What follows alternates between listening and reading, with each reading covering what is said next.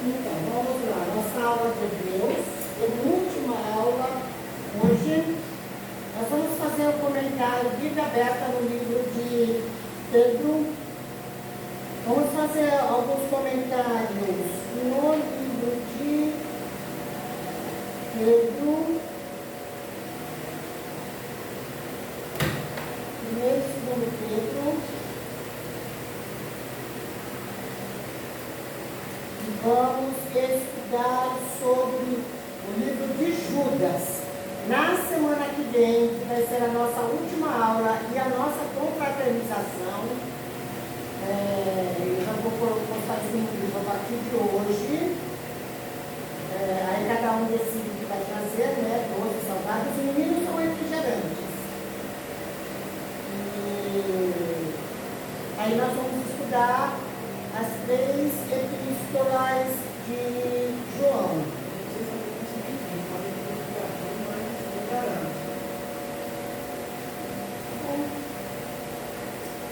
Vamos lá, primeiro e segundo Pedro. Essas epístolas. Vamos para a Bíblia, eu não estou acompanhando o livro é para vocês lerem em casa e responder a prova pelo livro. A gente vai estudar na Bíblia. Primeiro e segundo Pedro, paz, padres. Essas epístolas gerais, que são Hebreus, Tiago, 1 e 2 Pedro, 1 e 2 e 3 João e Judas, eles foram escritos todos mais ou menos na mesma data. Todo o primeiro século da era cristã foi onde tudo aconteceu. O ministério de Jesus morreu, foi ascenso aos céus. A igreja que é fundada no capítulo 2 de Atos, 10 dias depois da ascensão de Jesus aos céus, a perseguição da igreja no capítulo 8 de Atos, a conversão de Saulo, tudo isso está dentro do primeiro século. Eu coloquei no grupo um artigo falando sobre discípulos. Eu acredito que alguns já viram, já leram, não vou ficar perguntando quem leu, quem não leu. Espero que vocês tenham lido, para o aprendizado de vocês. Então, nós falamos ali sobre o discípulo, eu falei aqui outro dia em sala de aula. Depois da morte de Jesus, o nascimento da igreja, as mensagens pregadas, as pessoas que vinham se convertendo, a igreja foi crescendo, com a perseguição ela deu uma espalhada. Paulo, quando ele se levanta como o apóstolo dos gentios, ele faz as 3 viagens missionárias, conta-se sempre 4, porque a viagem que ele fez, voltando para Roma, e a estadia dele em Roma, foi só de evangelização. Fala-se também em 4 viagens missionárias. Oficiais foram 3 enviadas pela igreja. Tudo dentro desse primeiro século. Os discípulos, os apóstolos, discípulos. Jesus tinha quantos discípulos? 12 discípulos. Quais eram os mais chegados ao mestre? Pedro, Tiago e João. Nós vamos ver que com o nascimento da igreja, os apóstolos que vão aparecer são justamente Pedro, Tiago e João. A história da igreja não vai falar em apóstolo Mateus, em apóstolo Judas até Deus, né? Vai falar sobre os apóstolos Pedro, sobre Tiago, sobre João e sobre Paulo. E ele tem um encontro real com Jesus. Apóstolos eram aqueles que estavam bem mais próximos de Jesus. Quem viu Jesus, quem acompanhou o ministério de Jesus, apóstolo teria que ter andado com Jesus. Paulo não andou com Jesus, mas ele teve um encontro pessoal com Jesus no caminho de Damasco. E Deus o elegeu como o apóstolo dos gentios. Então, durante esse primeiro século, os anos 60, 70, quando o templo foi destruído, até essa época, todos os apóstolos estavam praticamente mortos. Eles já haviam morrido. E todos de morte drástica. O artigo discípulo que eu postei no grupo, ele vem falando sobre isso. E o discípulo, ele anda como mestre, ele fala como mestre, ele ensina como mestre, ele tem que usar as palavras do mestre. E a sua morte também seria semelhante à do mestre. Eu dei o exemplo de Pedro quando nós falamos sobre isso, porque quando Jesus fala sobre a sua morte, Pedro fala assim: Senhor, tem piedade de ti, e isso não aconteça contigo. Por quê? Pedro sabia que um discípulo, ele teria que sofrer tanto quanto o seu mestre. Não é que era assim, é obrigatório, isso vai acontecer proposital. Não era proposital. Mas é porque o mesmo caminho que seguia o mestre, seguia os discípulos. No caso de Jesus, como Jesus morreu por aquilo que ele pregava, por aquilo que ele dizia ser, os discípulos provavelmente morreriam da mesma forma. Por quê? Porque estavam repetindo as palavras de Jesus, apregoando as palavras de Jesus, continuando o ministério de Jesus. Nós, a Igreja de Cristo, também estamos continuando o ministério de Jesus. Muitos hoje querem morrer por amor ao Evangelho. E nós não podemos ter esse temor. Moramos num país livre, graças a Deus, um país onde há liberdade de expressão, a liberdade religiosa, pode-se seguir a religião que quiser, mas nós precisamos ter as características do Mestre, as características de Jesus. E se Jesus foi insultado pela palavra que ele pregava, se ele foi agredido pela palavra que ele pregava, então também não pode ser diferente conosco, Por isso que nós não podemos mesclar o Evangelho. Nós não podemos fazer aquela situação da boa vizinhança. Não, a palavra tem que ser pregada com a verdade. Da forma como Jesus falou, é da forma como nós temos que ensinar. As epístolas de Pedro, assim como a de Hebreus, a de João, elas foram escritas todas no mesmo tempo, para uma igreja que estava sendo perseguida. Agora, nessa ocasião, anos 60, 65, 68 da era cristã, era o início, mas as heresias já estavam entrando no seio da igreja. Então, se há algo que é combatido por Paulo, por Pedro, por João, são as heresias. Por quê? O evangelho não pode ser mesclado. O evangelho tem que ser puro, verdadeiro. E se assim não for, como vai converter vidas? Como vamos encher o reino dos céus? Com mentira? Não é assim que se enche o reino dos céus. É com a verdade. Se meia dúzia aceitar a verdade, meia dúzia chega na eternidade. Se a maioria não aceitar, quiser um evangelho de facilidade, pode ter certeza, ele não vai chegar na eternidade.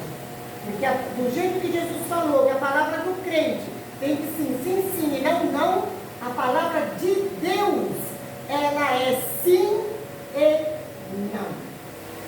Aceitou, você é meu. Não aceitou, não existe meio caminho. O caminho só é Jesus. E Jesus falou a verdade e morreu pela verdade que ele pregava. Os discípulos morreram pela palavra que eles pregavam. Jesus morreu por afirmar ser o Filho de Deus, ser o Rei dos Judeus. E ele foi acusado, ele foi levado a julgamento. Era mistério que tudo isso acontecesse, porque era a nossa redenção. Mas assim como foi com ele, assim também é conosco. Nós temos que andar no caminho certo, no caminho reto, no caminho certeiro. Nós temos que ter convicção daquilo que nós pregamos, que nós falamos e ao Deus que nós servimos.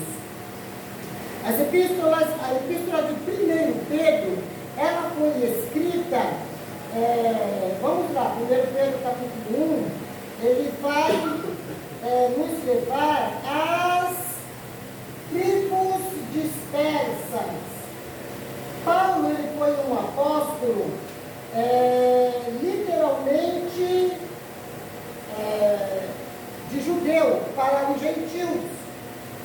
Era para os gentios serem alcançados. Os demais apóstolos, eles falaram, na maioria das vezes, também falaram a gentios, mas não eram fortes. Eles falaram aos judeus. E a primeira epístola de Pedro, o versículo 1, quando começa, diz assim: Pedro, apóstolo de Jesus Cristo, aos eleitos que são forrasteiros da dispersão no Ponto, Galácia, Capadócia, Ásia e Bitínia, eleitos segundo a presciência de Deus Pai, em santificação do Espírito, para obediência e a aspersão do sangue de Jesus Cristo, graça e paz nos sejam multiplicadas. Pedro escreveu para os povos que estavam dispersos. Quando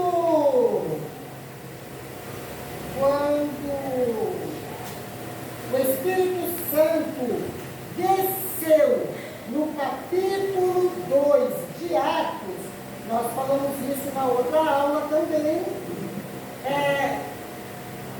120 pessoas estavam reunidas, 120 homens receberam. Cada um passou a falar num idioma. Jerusalém estava cheio e todas aquelas pessoas ouviram na sua própria língua o que o Espírito Santo falava. O Espírito Santo se apresentou às nações. Houve um grande mover naquele dia. Quando Pedro se levanta agora, cheio do Espírito Santo, se levanta para pregar, 3.000 almas se rendem a Cristo. Mas a primeira mensagem da igreja entregue foi a do Espírito Santo na descida. Nós não vamos encontrar em parte mais nenhuma do Novo Testamento dizendo que falaram em outros idiomas. Paulo vai explicar sobre os dons, sobre o dom de língua, dom de profecia. Ele vai falar sobre dons espirituais. E essas línguas agora precisam de intérprete. A pessoa recebe o dom de línguas, mas o outro recebe que interpreta o que o irmão fala. Exceto os que recebem o dom de profecia, e ele mesmo fala e ele mesmo interpreta o que está sendo falado. No capítulo 2 de Atos, não precisou de nenhum intérprete. O Espírito Santo falou aos povos que estavam ali. Depois da festa de Pentecostes, essas pessoas foram cada uma para as nações aonde viviam. E o que eles receberam naquele dia do Espírito Santo foi espalhado entre as nações.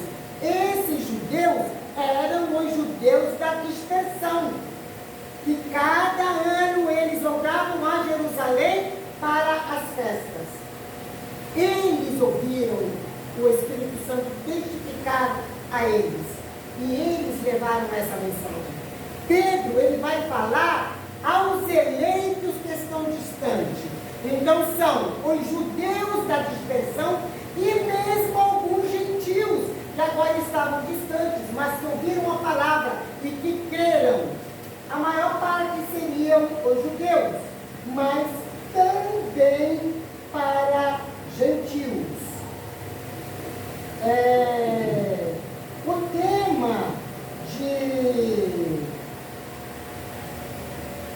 O tema de 1 Pedro, ele vai falar sobre, primeiro que nas duas epístolas, ele fala muito sobre Cristo, ele fala sobre Jesus com certa intimidade, porque ele andou com Jesus, ele literalmente sabia quem era Jesus, os costumes, os hábitos que Jesus como homem tinha, ele sabia. Então nós vamos observar que Pedro fala muito intimamente de Jesus nas suas mensagens. Assim tem que ser a nossa mensagem. Nós conhecemos o Mestre, nós temos experiência com o Mestre. Quando nós evangelizarmos uma vida, nós temos que transparecer isso. O mundo tem que olhar em nós e falar assim, olha, literalmente, ela conhece de quem ela está falando. Então não pode haver dúvida, não pode haver incerteza. A gente não pode gaguejar quando se está falando a palavra de Deus. E principalmente evangelizando. Nós temos que ter convicção. A salvação é um ponto-chave da epístola de Pedro. E Pedro fala da salvação em dois pontos: o individual e o coletivo. Por que o individual? Porque literalmente a salvação é individual. Nós ouvimos falar de Jesus, nós recebemos a mensagem da salvação e nós aceitamos. Eu tenho meus filhos que vivem comigo, me conhecem, todos conhecem a palavra, mas eu não posso obrigar nenhum a seguir a Cristo e a ir para a eternidade. A salvação é individual. Todos eles conhecem a palavra. Todos eles conhecem. Eu creio que meus filhos todos têm fé salvadora. Mas se por um acaso algum deles não quiser, só ouviram, não guardaram, eles podem ficar. Eles podem não ir. Às vezes o nosso vizinho, o nosso parente, aquele, o amigo que a gente tanto gosta, a gente prega. Às vezes até caminha na igreja conosco. Mas se não levar o evangelho a sério, pode ficar. A salvação é individual. Ninguém é obrigado a ir para o céu. Nem mesmo os meus filhos, os meus parentes. Então, primeiro nível da salvação, ela é individual. Segundo nível que Pedro vai nos falar é o coletivo. É a nossa vida como igreja. Ninguém dentro da igreja pode dizer assim, eu não preciso andar com a irmã Mônica, vamos dizer, eu não preciso andar com a irmã Mônica, porque a salvação é individual. Eu não preciso estar em comunhão com ela. Eu não preciso estar em comunhão com a minha irmã. Eu até posso dizer isso, mas eu estou literalmente enganada. Porque a partir do momento que nós aceitamos Jesus, descemos as águas batismais, que é um segmento, é um mandamento de Jesus, nós fazemos parte de um corpo. Então, eu dependo de você, eu dependo de você, eu dependo de você, eu dependo de você, eu dependo de você. Nós dependemos uns dos outros. A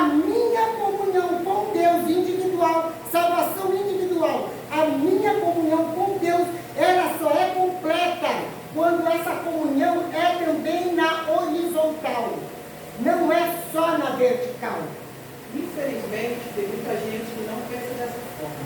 A questão não é pensar, a questão é E não que a age. Bíblia Não há. diz isso. Às vezes não olha nem na cara da gente no meio da rua, está vendo problema no mesmo lugar.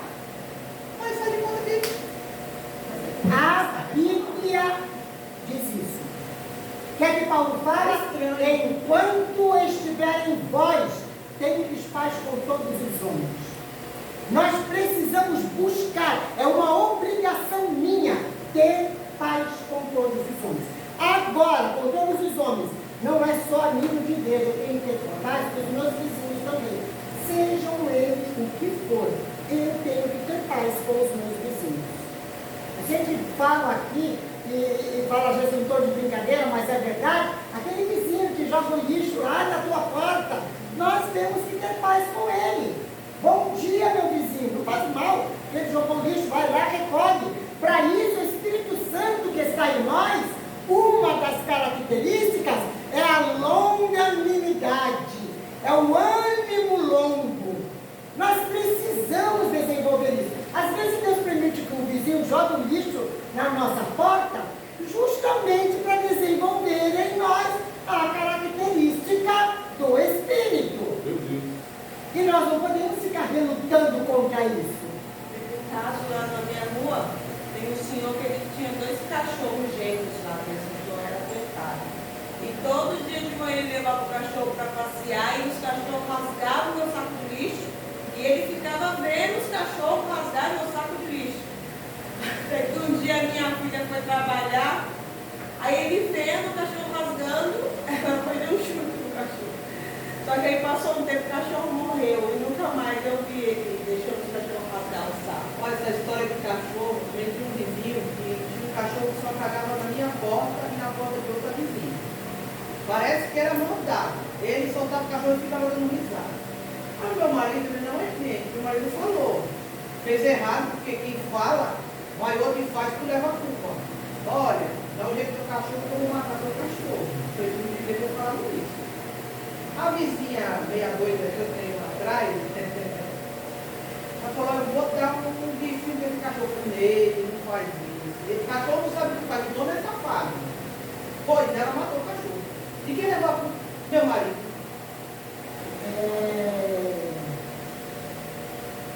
Entre todas essas coisas, nós precisamos exercer a mentalidade, gente. Fora que esse homem, ele me perseguia. Toda vez que ele passava por mim, com minha cara no meio, para mim era a primeira, ele morava no fundo, ele fazia assim. Se benzia. Até que Deus permitiu uma doença que ele ficou parecendo um tuberculoso. Nunca mais ele se benzeu. E graças a Deus ele saiu de lá. Graças a Deus, Deus tirou ele de lá. Todas as coisas que parecem que é contrária a nós, não é, gente. Não é. Ah, está me perseguindo. Não está. O Espírito Santo, Deus está permitindo para desenvolver na nossa vida as características do Espírito. Quais são elas? Paz, amor, bondade, benignidade, fé, longanimidade, domínio próprio. Pai, ele ligava o sonho em frente à minha janela, chuva que é de uva. A mulher jogava terra de cemitério no meu portão. Eles perturbaram. Não, nós precisamos buscar a paz. Passou? Pode ter feito o que for. Bom dia, meu vizinho. Ele pode até não responder, não tem problema. Mas nós temos que usar da boa educação. Isso, além de sermos cristãos, isso é boa educação. Eu moro em frente do centro, né? Minha casa, em frente do centro. E essa mulher do centro, a gente saía para a igreja, ela acendia a vela, ela colocava champanhe, ela fazia aquela marquinha no nosso portão. Toda vez que nós chegávamos, daí no culto tinha a vela, e eu falava assim, eu repreendo em nome de Jesus. E ela pirraçava, teve um dia que eu nem tinha visto, eu entrei no mercado, eu não via. Eu passei no corredor, eu vi que tinha umas pessoas conversando, mas como eu estava com pressa, eu fui pegar que eu precisava para sair rápido. E quando eu passei, ela fez, fez assim, né? Aí quando ela fez isso, eu olhei e percebi que era ela. Aí ela falou, ai, senti um negócio ruim. Aí eu percebi que o negócio ruim. Eu comecei com ela. Aí comecei a orar por ela. Comecei a orar por ela, comecei a orar, sabe? Falei, essa mulher é sua missionária de Deus. Comecei a declarar bênção na vida dela. E ela o meu sangue é para colocar no chão, foi assim, ela tinha um comércio e era um bar, mas oramos, Deus fechou. E aí ela falou, eu vou fazer uma igreja, que eu vou dar dinheiro para pastor, que não sei o que, sabe? Passando, tudo para me responder. Eu nunca abri minha boca, nunca. Quando foi um dia, eu tenho uma irmã especial, né, do grupo dela. Quando foi um dia, essa mulher começou a testemunhar comigo. A pessoa fala assim, nossa, não sei o que fazer, mas eu aguento, que luta, e a gente vê ela a médica, não sei o que, sabe que Deus permitiu? Que a irmã dela tivesse uma depressão e ela se chegou a mim. Ela foi, me chamou, aí começou a conversar comigo, ai, Fernanda, eu te admiro, porque você é uma guerreira, porque como é que você aguenta? Aí eu falei assim, meu Deus, que bicho é esse, né? Até eu me espantei. Aí ela pegou e falou assim, eu estou com minha irmã, que está com esse problema e tal, começou a contar. Eu fui instruindo ela, para ela procurar ajuda, precisava de psicólogo, mas como é que eu faço? Que ela não sabia. E ali eu ajudei ela, hoje eu não posso colocar, dizer nada de você, porque ela já virou minha amiga. Essa gente Fazer paz com todos. e oro por ela, eu falo que ela vai ser uma missionária. Vai, continua orando. Aquele que começou a boa obra vai terminar. E aí ela contou para mim que ela já foi numa igreja. Sabe, só que não permaneceu, mas eu falei, você é uma missionária hoje. Eu falei para ela, você é uma missionária de Deus, ela vai risar. Mas eu creio. Nós temos que contagiar as pessoas com aquilo que nós somos. Não é nós nos deixarmos contagiar pelo que as pessoas são. Né? Nós somos os filhos de Deus. Então nós precisamos produzir a paz. Tudo isso, gente, está incluído dentro do pacote que se chama salvação. A minha salvação traz a minha comunhão com Deus e traz a minha comunhão com todos aqueles que estão ao meu redor, primeiramente o corpo de Cristo, o qual nós fazemos parte. Pedro, ele vai falar sobre isso. E ele fala muito da esperança. Paulo também, lá no capítulo 13 de 1 Coríntios, Paulo também fala sobre o amor. E quando ele fala sobre o amor, ele está falando desse amor, do amor de Deus em nós, mas o amor produzido pelo fruto do Espírito, que é um amor inexplicável. É um amor inexplicável. Porque você tem o amor de Deus. O amor de Deus não se explica, simplesmente ama. E às vezes você olha para a pessoa, você enxerga todos os defeitos que a pessoa tem, mas você ama. Você gosta da pessoa. Independente de quem seja, nós precisamos amar, ter a paz com todos os homens. Na Epístola de Coríntios, Paulo fala assim que no final sobram 3 coisas: o amor, a esperança. Pedro fala muito sobre a esperança. Ele traz até, exemplifica até como a âncora que sustenta o navio. Para o tamanho de um navio, a âncora ela é um objeto pequeno. Ela é um objeto pequeno. Mas quando o navio chega em determinado lugar, o que eles fazem? Ele solta a âncora. Por quê? Dali ele não passa. Dali ele não passa. Para quem fica a observar o mar, como eu trabalhei na praia, então a gente ficava dias e dias de frente para aquele marzão diante de nós, a gente vê que quando o mar estava bravo, estava com muitas ondas, lá de longe, lá no horizonte, a gente viu os navios parados, eles estão com a âncora Então eles acompanhavam o mar, eles balançavam. Tinha hora que até subia com a onda, de acordo que a onda bate, diante dos nossos olhos, o navio sobe. Mas ele não sai do lugar. Ele não sai do lugar. Ele está ancorado. Âncora firme. A nossa esperança em Deus tem que ser assim. Tem que ser firme. Aonde ela foi colocada, o mar pode vir, aí os vizinhos podem vir, provocar, falar, fazer o que quiser. Sabe? A vida daquelas ondas, aquelas situações, é como o mar. As águas podem até balançar, mas você está ali, firme, ancorado, esperança. Pedro, ele fala sobre isso na sua carta.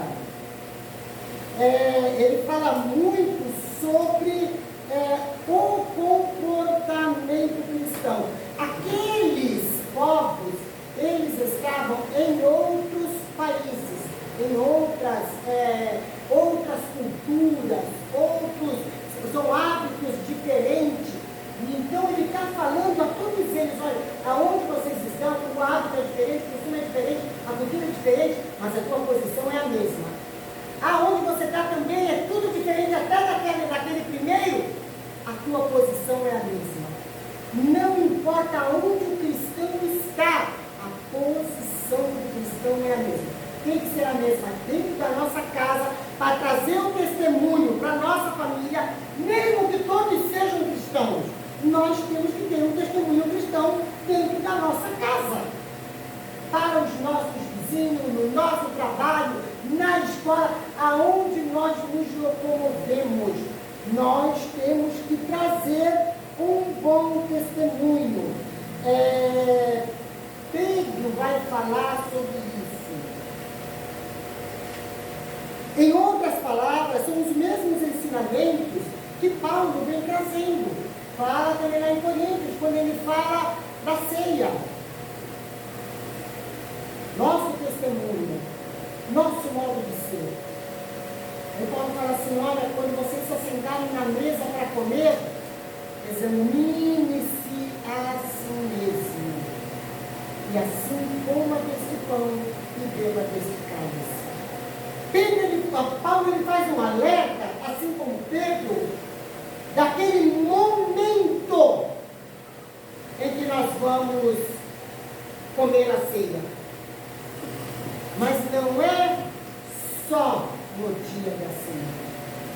A palavra de Deus, eu tenho que viver na segunda, na terça, na quarta, na quinta, na sexta, no sábado, no domingo, na primeira semana, na segunda, terceira, quarta. Aí quando começa a primeira semana do mês, eu já estou o mês todo vivendo a palavra de Deus. Agora eu posso tranquilamente me sentar à mesa do Senhor, eu faço aquele último retrospecto da minha vida, e aí, assentados à mesa do Senhor, então nós podemos comer o pão e partilhar o vinho. Paulo fala que por isso há entre vós muitos fracos e doentes, muitos que dormem. Por quê? Porque come do pão, bebe do vinho indignamente. Tem muitos cristãos que eles viraram zumbi, nem eles não sabem. Nem eles não sabem. Quem vai acabar explicando tudo isso vai ser Judas, que nós vamos comentar hoje ainda. Por quê? Porque você se assenta à mesa do Senhor, sem falar com o teu irmão, você pode comer. Deus não vai te impedir de comer o pão, de beber o vinho. Embora eu já vi, na minha adolescência, a pessoa comer a ceia e ficar endemoniado na hora. Eu já vi situações desse tipo. Muitas pessoas, eu digo assim, ninguém manifesta mais demônio, é muito difícil. O demônio hoje usa outra tática. Antigamente, quando eu me converti, não é tão antigamente, 15 anos atrás, tinha culto de libertação que você via ali. Você não vê mais. A questão não é que não quer mais. A questão é que, de acordo com que os anos se passam, nós somos que igreja no Apocalipse? 7 cartas a 7 igrejas, 7 templos. Que igreja nós somos? Laodiceia. Qual é a característica da igreja de Laodiceia? Uma igreja abastarda, ela não precisa, como se não precisasse de nada. Não, a característica forte. Ela é a igreja morna. Ela não é frio e não é quente. E Deus deixa bem esclarecido. Porque não és frio e nem és quente, vou me partir da minha boca. Essa é a questão. A igreja, ela está muito mesclada com o mundo. Ela está caminhando de mão dada para o mundo. A igreja de Laodiceia é aquela igreja que ela perdeu a característica da realidade. Não é que não tenha nenhum cristão verdadeiro, tem. É tanto que vai ser a nossa época, a nossa era, a igreja de Laodiceia que vai ser arrebatada. Está aqui, olha, a última era da igreja, o arrebatamento vai chegar. Deus vai tirar de dentro de Laodiceia a igreja de Filadélfia. Muitos são chamados do povo Que é a igreja santa. Então, existe uma igreja santa. Mas por que agora a gente não entra mais na igreja? A gente prega, a gente canta e de fato nenhum demônio mais se manifesta. Isso na minha vida de anos atrás era comum. Há 15 anos atrás, quando eu cometi, eu via muito isso. Era comum. Está pegando o demônio se manifestar. Os irmãos iam lá orar. O pastor, muitas vezes, onde estava, sai em nome de Jesus. E se alguém voltar, tivesse no erro, subia, mas o bicho pegava aí. Hoje, Então, Professora, pode-se dizer assim que Deus deixou no final, no caso assim, não é? Essa palavra. como? E falam assim, Deus está permitindo tudo para o julgamento final, pode-se dizer assim? Não. A vontade de Deus é que todos venham a conhecer a verdade, que todos vivam a verdade. É tanto que você vê que o Evangelho é proclamado a céus abertos. Mesmo onde a igreja é perseguida, o Evangelho é pregado. As pessoas, mesmo em países perseguidos, eles aceitam a Jesus. E eles são como os verdadeiros discípulos. Eles aceitam Jesus sabendo que podem morrer, mas eles aceitam. A morte não assusta eles. Agora, uma doutrina aqui, país livre, uma doutrina mais severa dentro da igreja, assusta o povo. Assusta. Eu vejo pela nossa, né? Professor, o nosso pastor, ele tem muito apreço, assim, zelo pela palavra. O povo que ensina a maneira tudo. Então, ele fica, a gente vê, sabe, nós somos convidados por uma igreja lá em Beijoga do nosso meio também, do nosso ministério. E a gente vê porque a gente já consegue chegar a isso com ele, né? Ele ensinando. E o tema, ele vem, mas a pregação não foi ele vem. Aí ele fala para nós, está vendo o que eu ensino para vocês? É isso que a gente tem que começar. Quando Deus manda João escrever aquelas 7 cartas, haviam outras igrejas e haviam muitas outras situações. Deus escolheu a dedo 7 igrejas, com cada uma com uma situação. Por quê? Porque seriam as etapas que a igreja de Cristo, o corpo de Cristo, ia passar através dos anos. Desde o primeiro século. No decorrer da história da igreja, todas aquelas eras já se passaram. Todas aquelas eras se passaram. Até a igreja de Filadélfia. A igreja de Laodiceia é o tempo que nós estamos. Porque Deus escolheu Laodiceia como a última igreja. Porque Deus sabia o que está acontecendo no século XXI. Deus sabia do século XXI. Ele sabia o que ia acontecer. Ele sabia quem ia ser o povo dele no século XXI. Por isso ele deixou o alerta.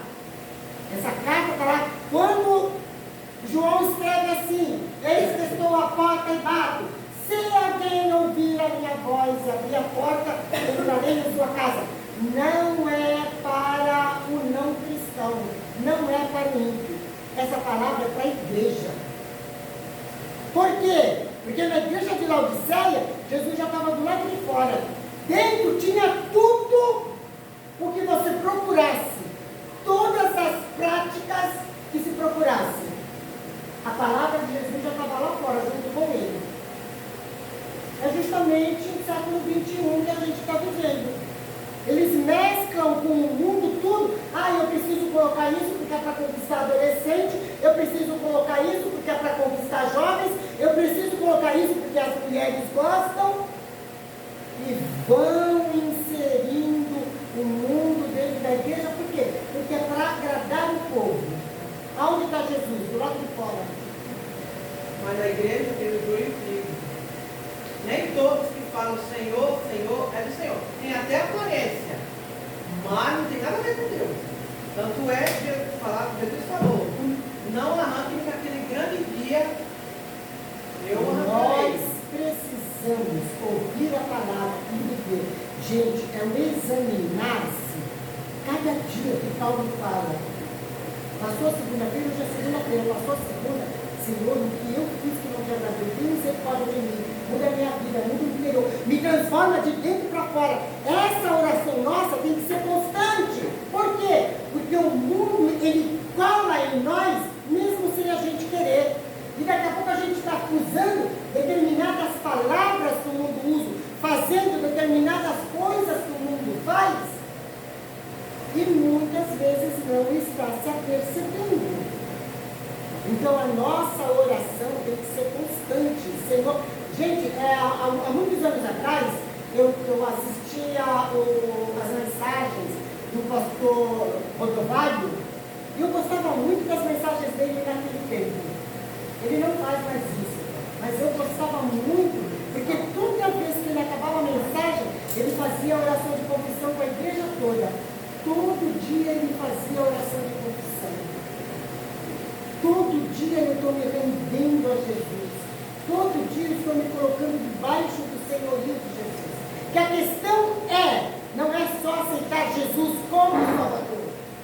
Como Salvador e Senhor das nossas vidas. Eu tenho que querer Ele como meu Salvador, porque Ele é o único que pode me levar à presença de Deus. Mas eu tenho que me colocar debaixo do senhorio dele. Como que eu vou saber qual é o senhorio dele? Aqui. Ele deixou tudo escrito aqui na palavra. É isso que nós estamos fazendo aqui, aprender a palavra.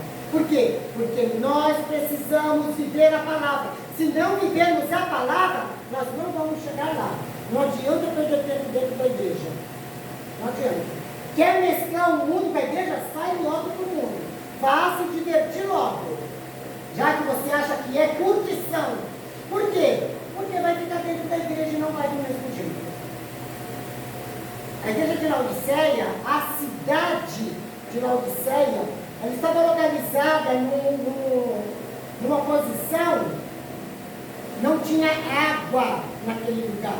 Eles não tinham uma água potável, uma água que eles pudessem usar. A água vinha canalizada de longe. E tinham duas fontes que abasteciam Laodiceia. Uma era de água fria, água fresca, pura, potável, uma água que era propícia para uso. A outra era de uma fonte termal, era água quente. Aquilo eram águas curativas, para se fazer banho. Aqui em Peruíbe, eu não sei quantos conhecem, tem uma fonte de lama curativa. Não é lama de lama, porque choveu e Tipo argila, né? Eu cansei de usar. Eu tive um problema nas pernas, nos pés, quando eu era menina, e tinha uma irmã que era da nossa igreja, chamava ela de tia. A tia Cícera sempre trazia aquela porção daquela lama de peruíbe. E a mãe passava aquelas camadas nos meus pés, aquilo ficava duro, enrijecia. e eram curativas. Está lá até hoje. Assim eram aquelas águas de Laodicea, eram águas curativas.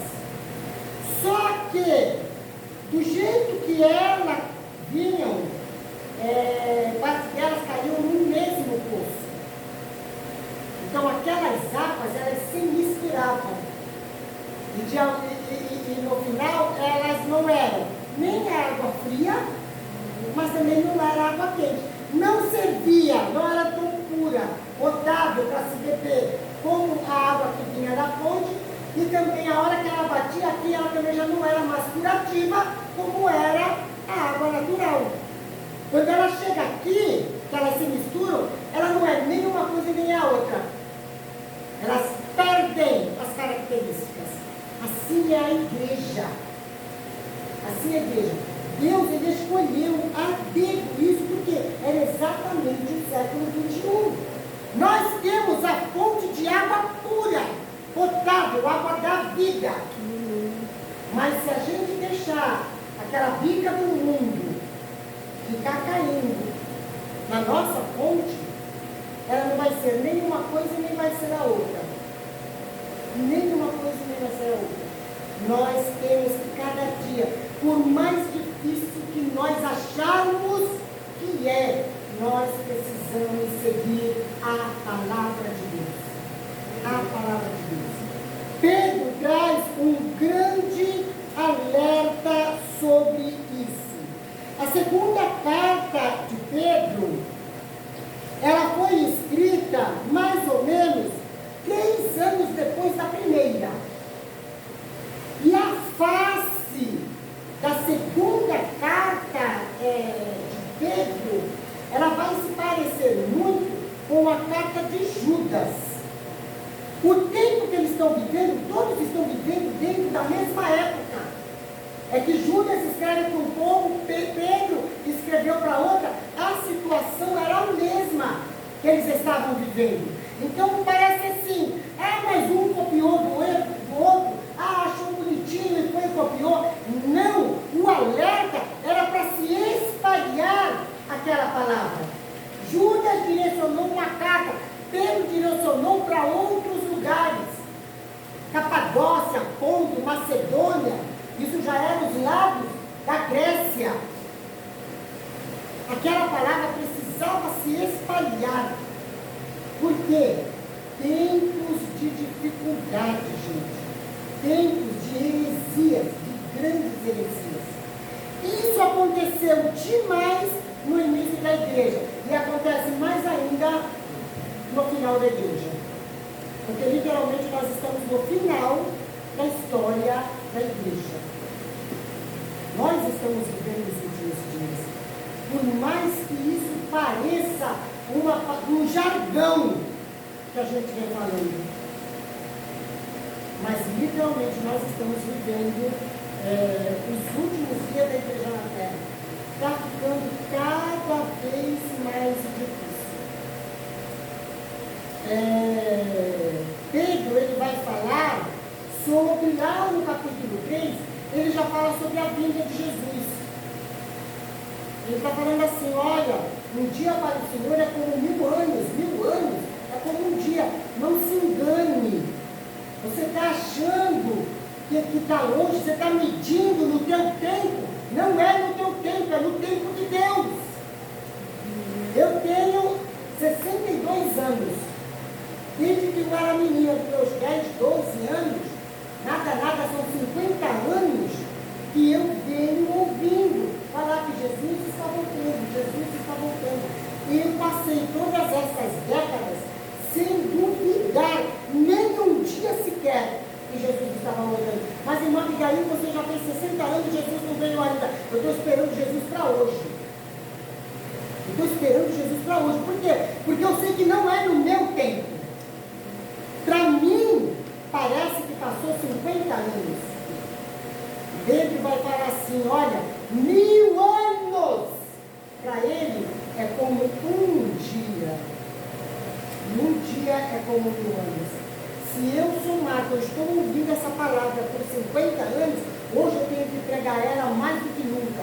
Porque ela está muito mais próxima do porque ela estava na infância, quando eu comecei a ouvir que Jesus estava voltando. Precisamos pegar o Evangelho, sim. O nosso Evangelho hoje tem que ser mesclado com essa mensagem da vinda de Jesus. Jesus está voltando. Aceita Jesus, aceita o Evangelho, porque Jesus está voltando. Noé, ele pegou sobre 100 anos pegando, o mundo vai acabar. O mundo vai acabar, 120 anos da realidade. O mundo vai acabar. E todos zombaram de Noé. Mas Noé nunca deixou de pegar. Não é porque riram dele que ele parou. Ele trabalhava e pegava, trabalhava e pegava. Fica todo mundo vendo ele construir a arca. Todo mundo estava vendo ele construir a arca. Olha o louco Noé. Quer dizer, ele não parou por causa disso. Ele poderia ter parado, porque o povo estava zombando dele. Ele poderia ter duvidado, ter dado aqueles 5 minutos, e ele parava e falava assim, mas nunca choveu, que conversa é essa de chuva? Mas ele não parou, ele não desistiu, ele não se misturou, ele não deixou as águas quentes esfriarem aquela água pura da palavra, da voz de Deus que ele ouviu se misturar. E um dia aquelas águas chegaram. A tal chuva que ninguém conhecia chegou e matou simplesmente a todos. Só sobrou Noé e a sua família. Para vocês verem, gente, de um povo imenso que tinha naquela época, só 7 pessoas se salvaram. 7 vai falar de uma completude. 7 é um tempo perfeito. Por isso que a gente fala que 7 é o número de Deus, é a perfeição. Porque fala de uma completude. Foi em 7 dias que Deus criou o mundo. É um tempo completo, perfeito, exato. É o tempo de construção exata. É o tempo de Deus. 7 pessoas entraram na água. Um povo completo, fechado. E não pensem vocês que o número é gigantescamente grande. Mediante a face da terra, os bilhões de pessoas que tem na face da terra, o volume da igreja é pequeno. O volume da igreja é pequeno. Mas esses pequenos, esse povo que consegue ouvir a palavra de Deus e viver, esses vão chegar lá. Esses vão ser livres da destruição, tanto quanto foi Noé e para sua família. Os outros todos conheceram a destruição. Noé não conheceu. Ele até viu. Mas aonde ele estava era fechado, não tinha janelas, portas fechadas para o lado de fora. Sabe por que as portas foram fechadas do lado de fora? Porque a porta que Noé fez, se ele fecha simplesmente, as águas iam invadir pelas brechas. Deus fechou. Quando Deus fecha, Deus sela, Deus guarda, Deus cuida. Aqueles que estão dentro da arca hoje estão literalmente guardados. A arca é Cristo. Eles estão literalmente guardados. Enquanto o mundo se acabava do lado de fora, Noé não estava vendo nada. Ele sabia que tinha uma destruição. Mas ele foi guardado seguro. Seguro em Deus. Nós temos que estar seguros em Deus no século XXI. Porque Jesus, ele vai voltar a qualquer momento. Aleluia. E nós temos que estar prontos. O mundo vai continuar, ainda vai acontecer. Depois que a igreja for arrebatada, ainda vai acontecer os 7 anos de tribulação na terra. Vai ser uma época, os 3 últimos anos e meio, vai ser uma época de imensa destruição. Imensa destruição. Depois disso, Jesus ainda vai descer a essa terra que nós estamos pisando. vai reinar sobre 1000 anos, sobre o seu povo, sobre os judeus. Por quê? Porque ele é rei dos judeus. Quando ele veio a primeira vez, ele já era o rei dos judeus.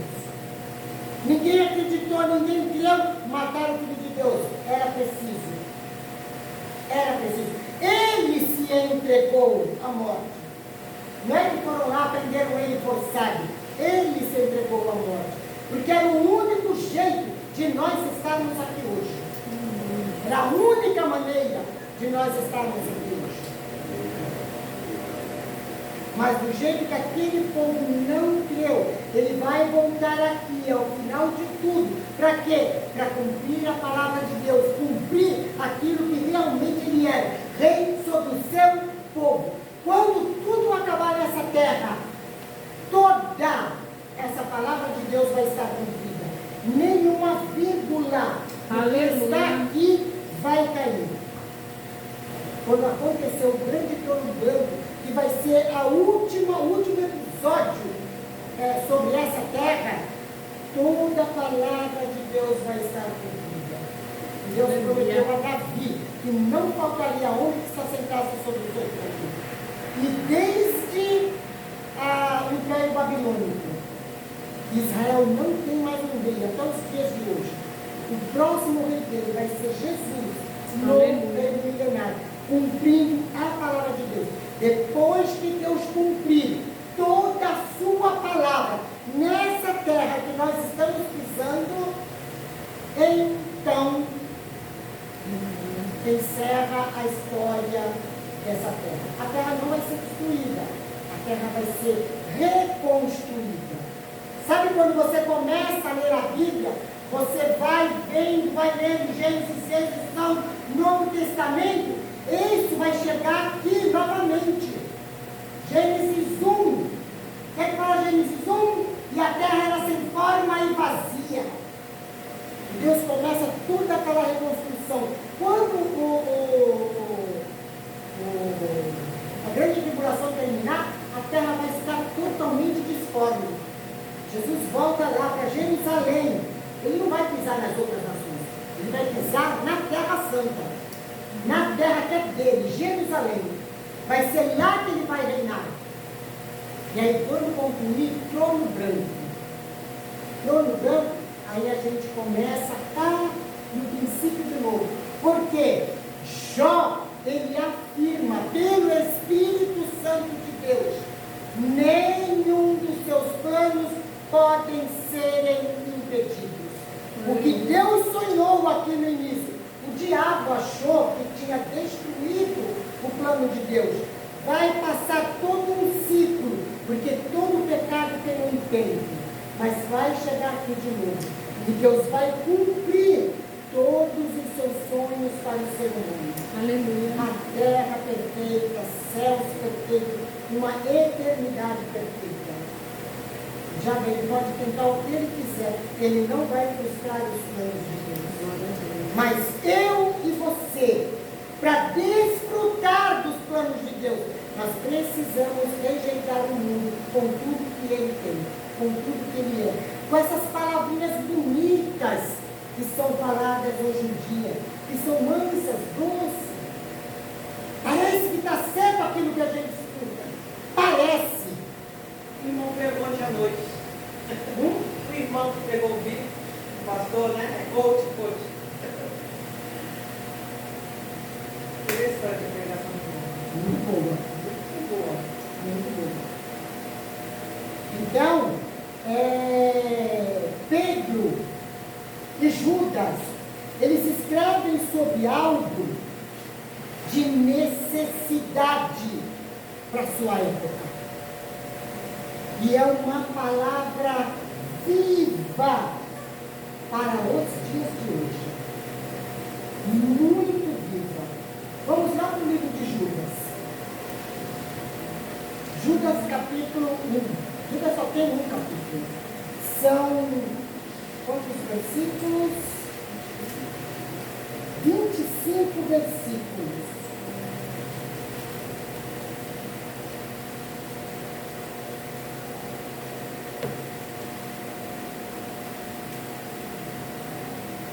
Versículo 3. Amados, quando empregava toda a diligência em escrever-vos acerca da nossa comum salvação, foi que me senti obrigado a corresponder-me convosco, exortando-vos a batalhardes diligentemente pela fé que uma vez foi entregue aos santos.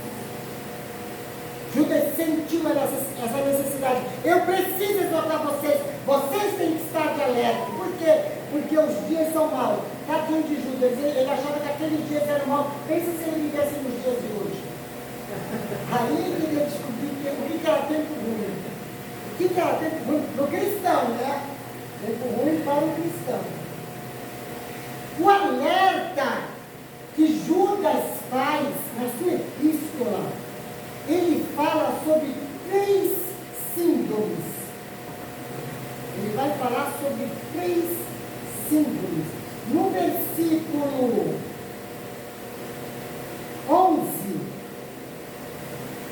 ele vai dizer assim: ai deles, porque prosseguiram pelo caminho de Caim, movidos pela ganância, se precipitaram no erro de Balaão e pereceram na rebelião de Corá. Ele cita 3 personagens do Antigo Testamento: Caim, Balaão e Corá. Essas 3 síndromes, elas estão dentro de uma síndrome maior, a síndrome de Lúcifer. O que foi a síndrome de Lúcifer? Qual é a característica da síndrome de Lúcifer? É o orgulho, é a soberba, é o desejo de ser maior que os outros. Orgulho. Lúcifer, ele se orgulhou daquilo que ele era. Deus criou ele. Ele não é autocriativo. Deus o criou. Deus o criou com brilho, Ezequiel, no capítulo 28, ele dá 9 pedras e 1 metal, que foi feito no dia que Lúcifer foi criado. Vamos lá para Ezequiel 28. Ezequiel 28, versículo 13. Alguém pode ler? Bem esclarecido. Estavas no Éden, jardim de Deus. Toda pedra preciosa era tua cobertura. A sardônia, o topázio, o diamante, a turquesa, o ônix, o jaspe, a safira, o carbúnculo, a esmeralda e o ouro. A obra dos teus tambores e dos teus pífaros estava em ti. No dia em que foste criado, foram preparados. Olha, no dia em que fosse criado, foram eles preparados. 9 pedras e 1 metal foi feito por Deus para adornar Lúcifer. Ele era aquele que andava nas pedras afogueadas. E um dia, por infelicidade, ele se achou muito brilhante. Ele se orgulhou Ele colocava menos pedras. do brilho que ele tinha. E tem gente assim hoje. E que tem de gente assim hoje. Ele se achou brilhante. Amor próprio é elevado. O amor próprio dele estava elevado. Nossa, elevadíssimo. Elevadíssimo. Ele se achou muito bonito. Ele se achou brilhante. Ele tinha poder. É tanto que o diabo está aí, ele tem poder. Porque tudo aquilo que Deus dá, Deus não tira. Isso é assustador, gente. Mas é uma realidade. Aqui aquilo que Deus dá, Deus não tira. Se uma pessoa tem o dom de pregar e ela se afasta, vai para o mundo, ela vai com o mesmo dom. E às vezes a pessoa abre a boca onde ela está e começa a falar, ela tem eloquência, ela tem o dom. E as pessoas se admiram. Eu trabalhei com moradores de rua por muito tempo. Tinha deles que abriam a boca e ficava assim olhando. Gente, se fosse uma palavra, uma pessoa que não conhecesse tanta palavra, apanha de muitos que estão pela rua. Porque tem muitos que estão lá fora que conhecem a palavra literalmente. Literalmente. Tudo aquilo que Deus dá, Deus não tira. Óbvio que todo esse brilho, esse resplendor, esse poder que ele tinha, estava bem aquém do poder de Deus. É que no orgulho dele, na soberba dele, ele não se tocou disso. E ele achou que ele podia. Hoje ele sabe que ele não pode, né? Hoje ele sabe. Ele fica aí tentando contra o povo de Deus, porque ele sabe que contra Deus ele não pode. Então ele vai tentar contra o povo de Deus. E o orgulho dele levou ele à derrota total. O que ele fez no orgulho dele? A Bíblia fala de miríades de anjos. Miríades, a palavra miríades já está falando que é milhões de milhões. E a Bíblia fala miríades e miríades. Então pensa que é uma quantidade de anjos incontáveis. Na nossa contagem vai bolinha até e a gente não consegue dizer em suma a quantidade dos anjos de Deus.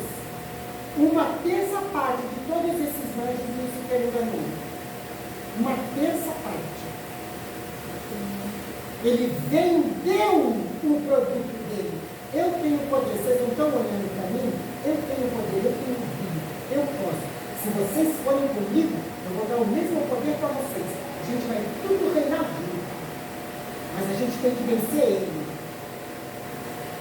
E ele foi vender o produto dele e os anjos foram acreditando. Os anjos foram acreditando. E Deus está vendo. Não é que Deus não estava vendo, Deus está vendo. Só que para próprio testemunho eles estavam na eternidade. Não podia, diante de outros anjos, Deus fazer assim, puf, está bem com você. Os outros anjos iam olhar, entendeu? O que aconteceu?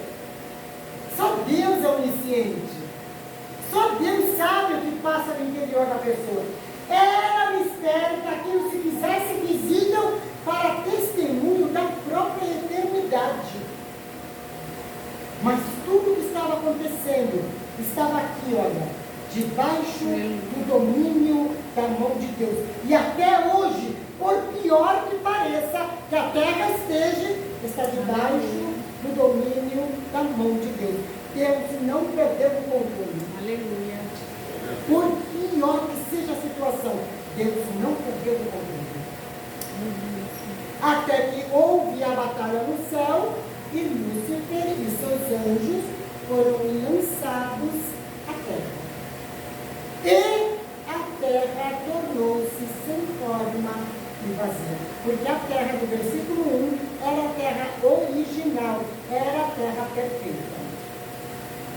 E aí no verso 2, ela já está sem forma e vazia.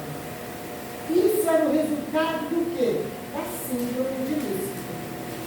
Nós vamos ver que quando Lúcifer entra na serpente, vai tentar a Eva, ele desejou um poder lá em cima. E ele lança para o ser humano o poder. Ah, Deus não disse assim, ó, não pode comer aquela árvore. É porque ele sabe que no dia que você comer ela, você vai ser igual a Deus.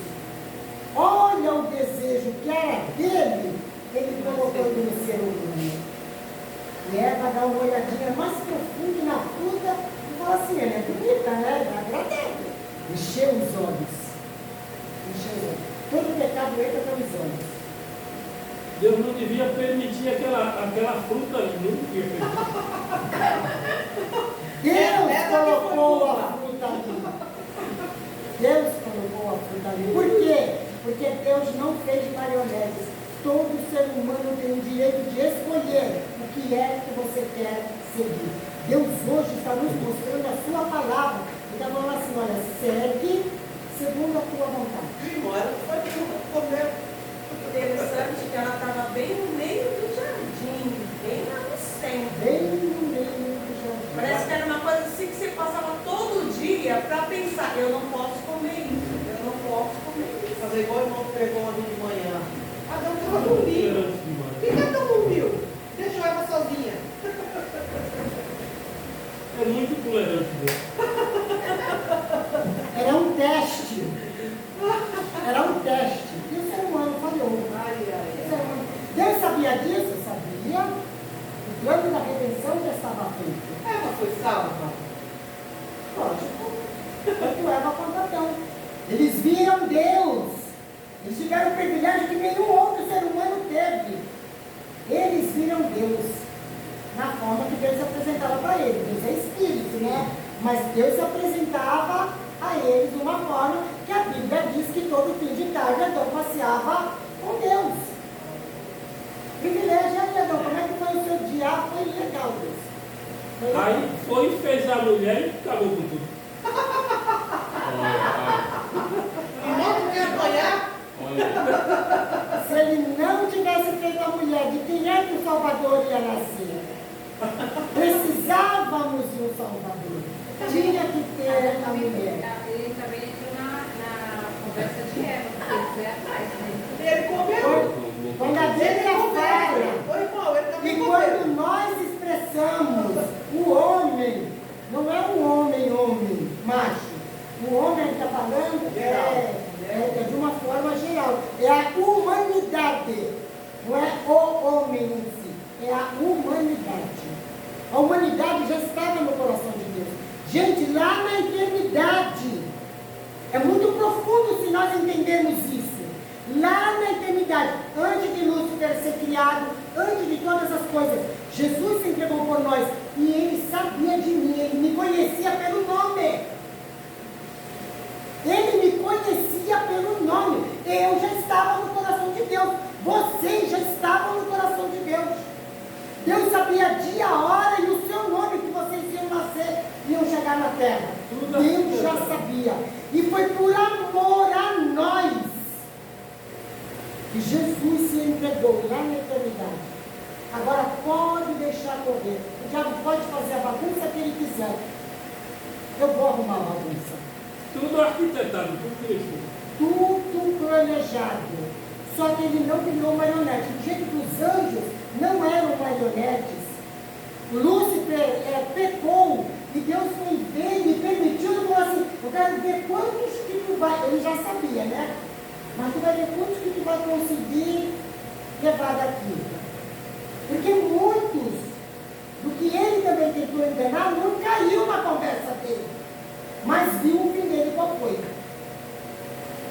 Já vieram me fazer essa pergunta, mano, e aí quando terminar tudo lá no Apocalipse e começar de novo, e se acontecer um pecado novamente, não vai acontecer mais.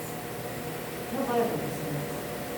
Viraria um ciclo. Aconteceu numa eternidade diante da santidade de Deus.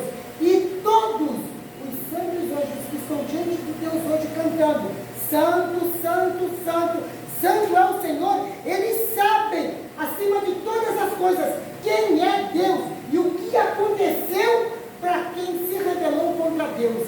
Eles são as maiores testemunhas de tudo. E eles estão diante de Deus dizendo: Santo, Santo, Santo é o Senhor.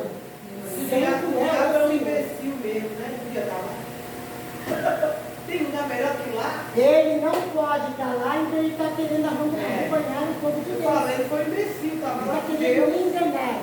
Síndrome de Lúcifer. Isso nasceu lá na eternidade. Aí nós passamos por Caim. Porque Judas, ele cita os três. Caim, Balaão e Coré. Três situações diferentes. E essas três, eles preenchem todos os requisitos da humanidade hoje. Foi o Espírito Santo de Deus que instruiu Judas a escrever isso. E essas três situações estão vivas até o dia de hoje, inseridos na síndrome de Lúcifer.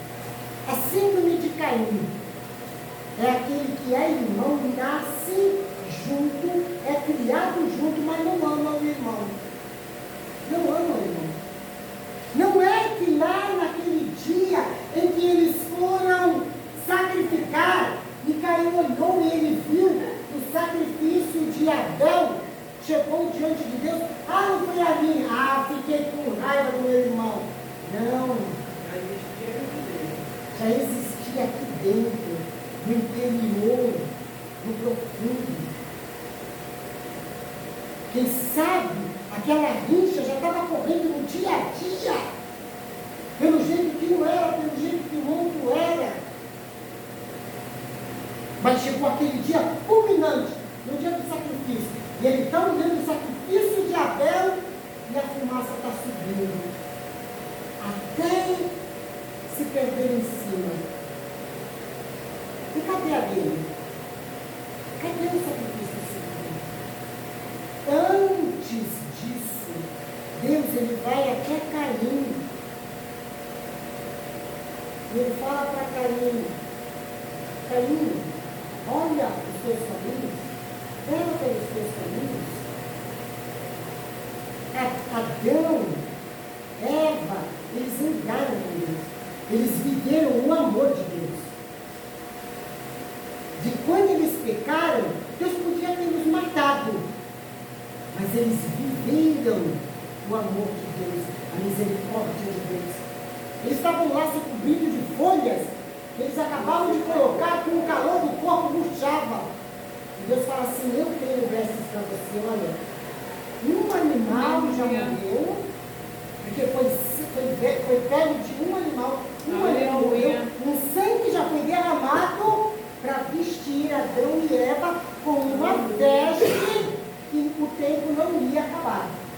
Professora, Caim e Abel tem quase a ver com a igreja de hoje, né? Caim e Abel tem quase a ver com a igreja de hoje. Que Tem tudo a ver. são irmãos, mas não são. Tem tudo Tem a gente dentro da ver. igreja que Caim está falando nisso, assim Judas está falando nisso, a síndrome de Caim. É aquele que está sentado junto com os irmãos, está comendo a ceia com os irmãos, mas não ama o irmão. E às vezes mata. Se ele puder, ele puxa o tapete, ele derruba Outras pessoas e até lá fora ferida. mata. Quantos estão lá fora enfiados feridos por causa do gente da igreja? Porque quando o Caim ele chega a matar Abel fisicamente, quando ele tira a vida de Abel, aquilo primeiro acontece, gente, no mundo espiritual, depois no mundo físico. No coração dele, ele já tinha assassinado o irmão, olha. Ele já tinha assassinado o irmão. Quando ele veio a matar Abel, era questão de tempo apenas. Deus já sabia disso. E Deus volta para Caim e pergunta: Caim, cadê teu irmão? Estou te vendo aqui, cadê Abel? Não sou o guardador do meu irmão. Não sou o guardador do meu irmão. Nós não somos guardadores dos nossos irmãos? Nós somos. Âncora firme, esperança. Quando Pedro fala de uma salvação individual. Eu tenho que crer em Jesus, mas ele fala no coletivo. Eu tenho que ter paz, eu tenho que amar os meus irmãos, eu tenho que caminhar com os meus irmãos. Eu não vou chegar sozinha na eternidade. É por isso que nós vamos ver também em Hebreus o alerta para os desigrejados. Ninguém vai falar assim: eu vou ir para a igreja e eu sou crente em casa. Ninguém é crente em casa sozinho. Ninguém é. O diabo engana as pessoas e as pessoas se deixam serem enganadas. Ninguém é crente sozinho em casa. Nós precisamos estar na comunhão. Que horas que o nosso culto começa? Agora, em casa. Desde cedo. Nós acordamos, o nosso culto começa. O meu dia tem que ser agradável a Deus. Mas à noite, eu tenho que estar no templo, junto com os meus irmãos, para nós cultuarmos juntos. Eu já prestei o meu culto a Deus. Enquanto eu fui no mercado, enquanto eu fui na padaria, quando eu cumprimentei os meus vizinhos, eu já ofereci meu culto a Deus. Eu tive paz com todos. Cristo foi visto na minha vida.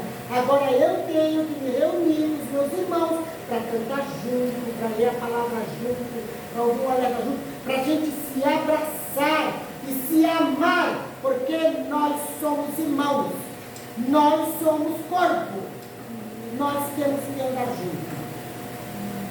A síndrome de Caim, ela é aquele sentimento que ele é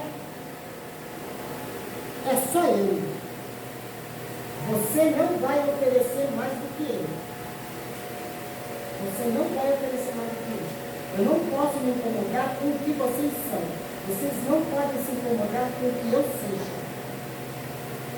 Você é colorado, se eu estiver errado, tem misericórdia da irmã, fica aí. E aí vai lá dar uma alerta, irmão. Fica vendo, irmão. Está ouvindo, irmão? Nós temos que estar alertando o irmão. Você está bem, irmã Abigail? Manda lá no WhatsApp, a gente não tem internet hoje. Você está bem, irmã Abigail? Está tudo bem com você? Está tudo em paz? Precisa de alguma coisa? Ó, vou deixar um versículo para você. Use a internet para uma coisa boa. Use a internet para uma coisa boa. Alerta, esclarece. Mas você falando disso aí, quando eu existia WhatsApp, há 3 anos atrás eu fiz uma cirurgia da vesícula. Eu falei para o pastor, que foi uma irmã que dirigia um curso de libertação. E essa irmã foi ficar comigo no hospital, me ajudou e tal.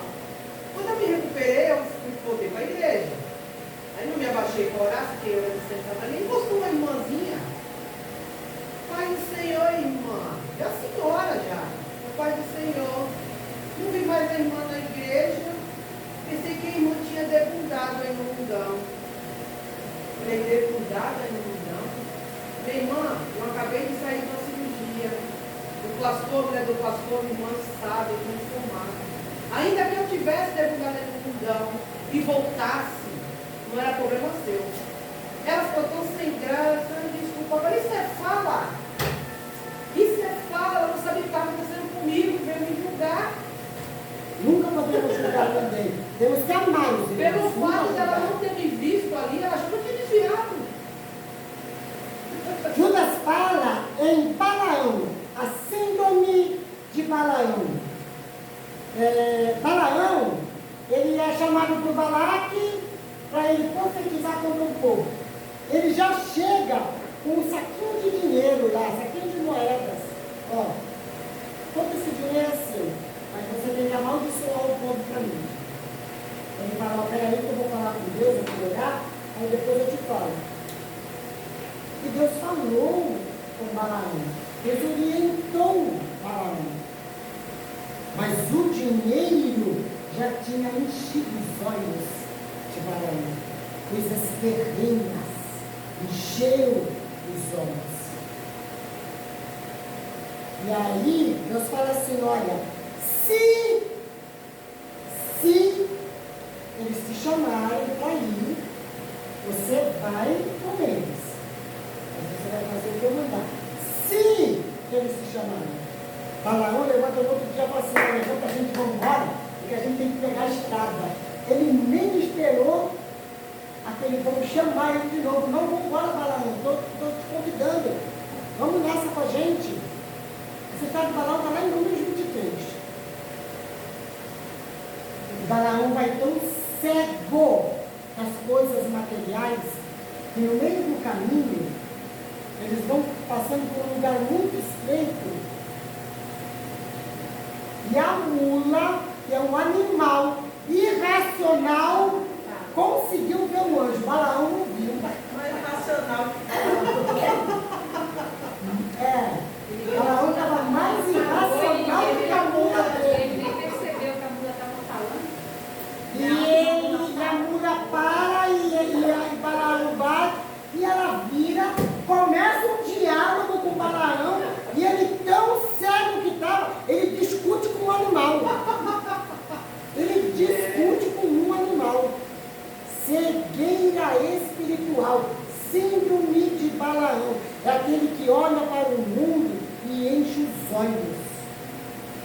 A partir daí, o restante tudo se torna nada para ele. Porque quando Balaão não conseguiu o objetivo que ele queria, ele fala assim: ó, levanta 7 altares. Ele vai aqui, sacrifica o altar. Quando ele abre a boca, Deus coloca a palavra na boca dele. Por quê? O povo de Deus não ia ser amaldiçoado. Deus, ele deixa o homem ir até onde ele quer. Mas quem manda na boca do homem é Deus. Quem manda na boca do homem é Deus. E aí Deus coloca a palavra de bênção e ele abençoa o povo. O Balaque fala aí: mas eu estou te pagando para tu não amaldiçoar. Ah, tá, vamos lá para outra montanha. E ele vira, vai para o outro lado. Eram as faces aonde o povo de Israel estava espalhado lá embaixo. Aí ele vai para o outro lado, no outro altar, sacrifica. Quando ele abre a boca, sai a palavra de Deus. Por 3 vezes acontece isso. Balaque fica aborrecido com Balaão. Quando Balaão se convenceu de que ele não ia conseguir amaldiçoar o povo de Deus, aí o que ele faz? Ele induz Balaque a seduzir o povo, a oferecer comidas sacrificadas, induz a sensualidade. E isso tem tudo a ver conosco hoje. Por quê? Porque o diabo ele não consegue derrubar a igreja. Marco Feliciano, quando ele pregava, que ele tinha que trazer aquelas grandes mensagens de Deus, ele se perdeu muito ao longo do caminho, infelizmente. Mas ele, numa das suas pregações bem antigas, ele fala uma frase que é verdade. Antigamente o diabo, ele matava os crentes tirando da igreja. Hoje ele mata o crente dentro da igreja. Por quê? Porque uma laranja podre apodrece a caixa toda. A síndrome de Balaão, quando ela afeta o ser humano, vai oferecendo as carnes sacrificadas. Sabe quando a pessoa fica cego espiritual, que não entende mais e não ouve mais a voz de Deus, e começa a falar assim: isso daqui é do mundo, eu posso colocar isso aqui e caminhar junto e não vai fazer mal nenhum. Eu posso vestir isso daqui que a modinha quis para me vestir, por quê? Porque não vai fazer mal nenhum. E isso vai entrar em N situações das nossas vidas. Até naquele pontinho mais simples, que a gente fala assim: isso não tem nada a ver. Tem tudo a ver. Tem tudo a ver. O que eu falo, o que eu penso, o que eu acho, o que eu visto, tem tudo a ver com a igreja de Cristo. Aí Deus que fala que Deus só quer o coração. Aí anda praticamente. Síndrome de Balaão. Ó, o resto pode se deturpar inteirinho. Deus quer o coração. Vai direto para o inferno, com o coração incrível. Vai direto para o inferno. Porque Balaão fez isso. Olha, não tem Deus, eles sacrificam, oferece para eles. Eles estão no deserto, eles vão comer. Partiu para uma sensualidade. Deixa o povo vai se colocar, eles estão tudo no deserto. Estão 40 anos no deserto. Aí ele fala assim: ó, sabe aquele povo da igreja? Aquele povo está lá na igreja, tudo certinho. Eles não sabem o que é diversão, o que é alegria. Vai lá, corrompe eles. Eles vão se divertir, eles vão gostar da brincadeira. Eles vão gostar da brincadeira. E muitos gostam mesmo. Se perdem. Por quê? Porque a síndrome de Caim sempre vai afetar alguns. A síndrome de Balaão sempre vai afetar alguns. Aquele que está mais fraco é aquele que quer ficar em casa, gente. Eu posso andar com a igreja lado a lado. Uma manada de animais, eles andam juntos. Os mais velhos, os mais fortes, eles andam fazendo a guarda em volta. São os animais mais fortes, são os machos. Então ficam todos dentro e eles vão de lado. Por quê? Os leões estão em toda a savana africana. Sabe aquele mato meio que rasteirinho? O leão é todo meio amarelinho, dourado. Ele se abaixa ali, ele está avistando a manada, ele está se preparando para dar o bote. E quem olha à distância não vê nada, mas o leão está lá. E aí, quando aqueles que eram para estar aqui no meio começam a andar aqui para a ponta, rebelde, não preciso estar no culto todo dia, não preciso estar no culto todo dia, vou caminhar por aqui, eu sou crente desse jeito. E vai ser pego pelo leão. Vai ser pego pelo leão. O diabo engana as pessoas. Engana.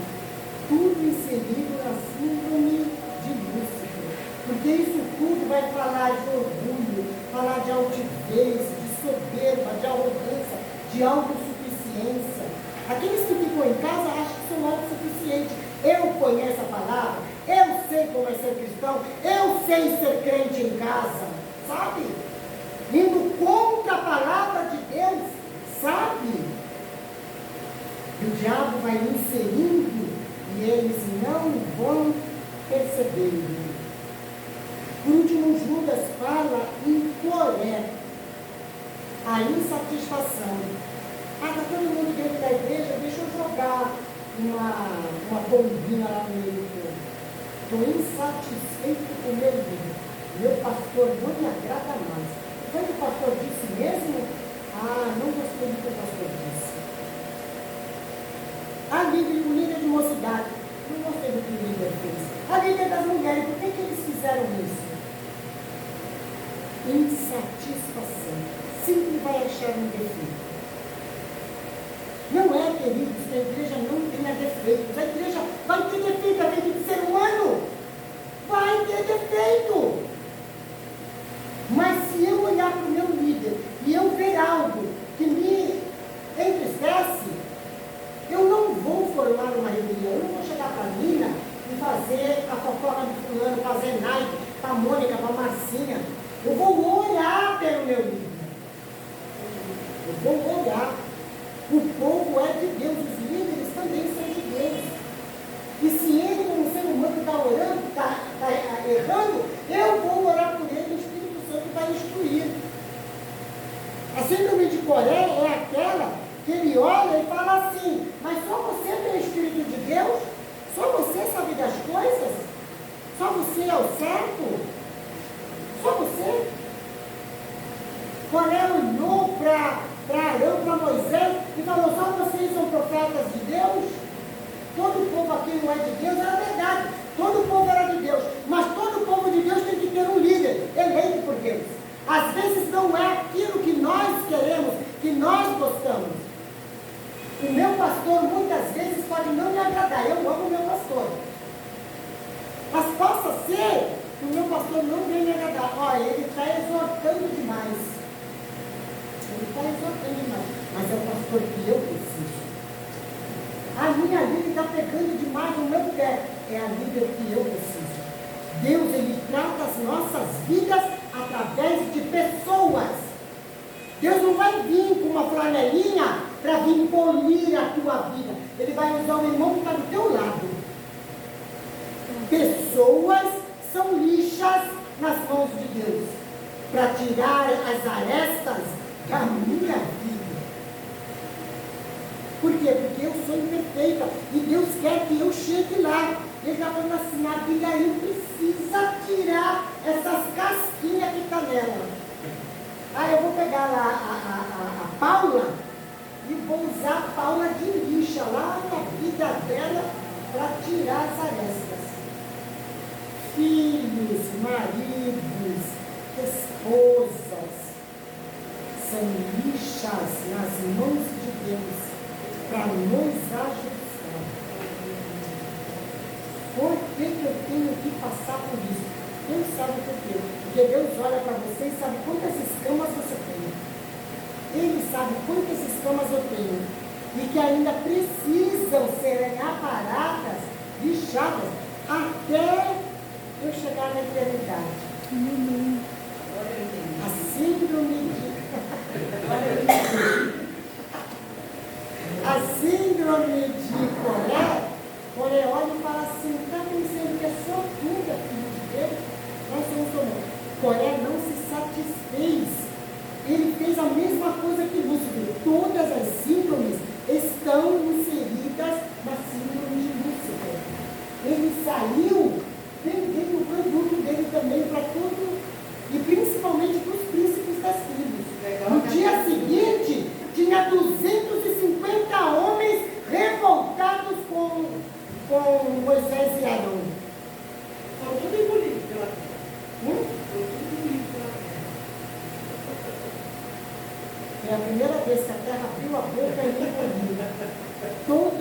vida de Coré, a terra engoliu. E aí a gente entende de onde veio a areia movediça. Porque onde estavam as cabanas lá, porque tudo que era de Coré, a terra engoliu. Então todo lá das cabanas montadas, família, do jeito que estava ali, a terra abriu a boca e desceu. Povo de Deus é povo de Deus. Toda vez que nós nos sentimos insatisfeitos com alguma coisa, nós temos que orar. Nós temos que orar. Quem vai resolver é Deus, o povo é de Deus. Não é eu que vou resolver. Não vai ser eu chamando a Nina, a Mônica, a Paula, o Fábio, o Iranildo para falar assim, olha, vamos fazer aqui uma pacotinha, vamos chegar lá no pastor. Não vai não, rapaz, não faz isso não. Vai orar. Vai orar. Deus é de Deus, não é nossa, é Deus quem cuida. Gente, tem muito mais para explanar acerca disso. A hora, já passei até da hora, não é possível. Já passei da hora. Mas eu vou escrever um artigo completo com todos os detalhes e vou colocar no grupo, ok? Vamos ficar de pé, vamos orar. Ontem eu não consegui vir para o culto, que eu escutei uma